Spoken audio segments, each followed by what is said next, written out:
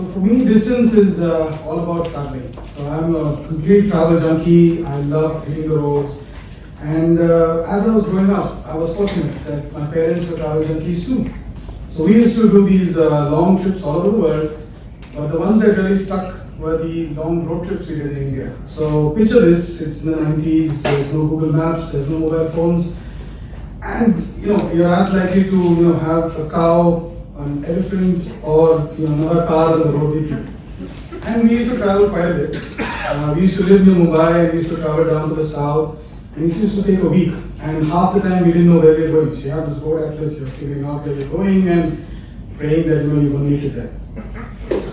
One time we decided we were going to go from the west to the east. And this is a beautiful state in the country. It's very undermarketed.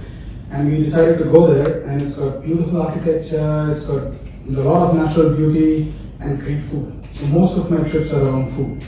So, alright, so we took that trip. We were young and we drove over there.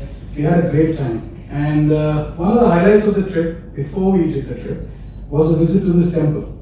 So it's a very old temple, and if anybody who's been to any temple in India, if it's less than 3,000 years, we don't even consider it. It's all modern stuff for us. So this is like one of the ancient ones. It's in a city called Puri. It's got really old temple, and it's one of the holiest sites in India.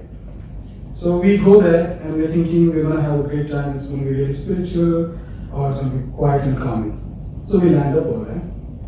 We go in, and it's, I think, run by this bloodthirsty group of commercial priests. And you don't imagine, it's like we walk into the inner sanctum and we're hoping to, pray. And there's like 1,000 people in there, it's smoky, it's dark, and everybody's in this queue. And if you try to spend more than like 5 seconds in front of the idol, you'll get knocked on the head. And they'll start making you move. Like, this can't be spiritual. And worse, I was little then, but my dad actually got knocked on the head. He was furious. He comes out of the temple and he tells all of us, I'm never going back to this temple, whatever happens. And he's a typical Leo. Once he says he's not going to do something, he's not going to do it. Fine. And then we go back. Many years later, I'm in Mumbai. I'm in his friend's dinner, and I meet this beautiful girl. I'm like, yeah. So she takes a cigarette, she burns a cigarette off me, and then she turns around and smokes, looking away from me. So I'm like, hey, what gives? But anyway, I play the game. We start dating, and then she moves out. So she moved out to New York. So we did 2 years of long distance. And then finally, I popped the question. She said yes, and I was super excited. Let's get married. So I go back home.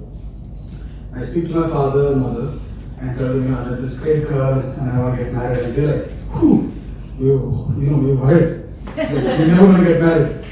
So no, I found this girl. She's lovely, and I'm going to introduce you to her.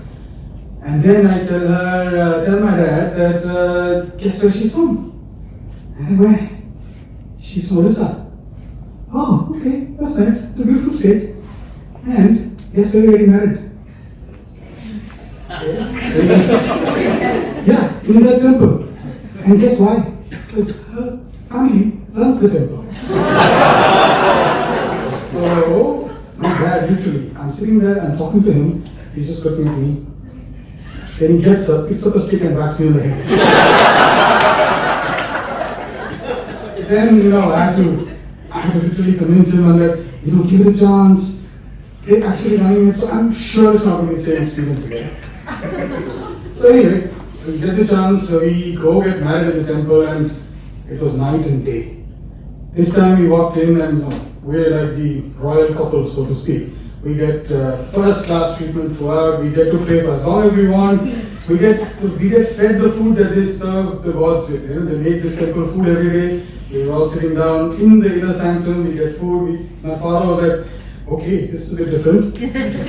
So finally, we get all that. We come out of there, and that's when my father comes out and says, maybe I was wrong.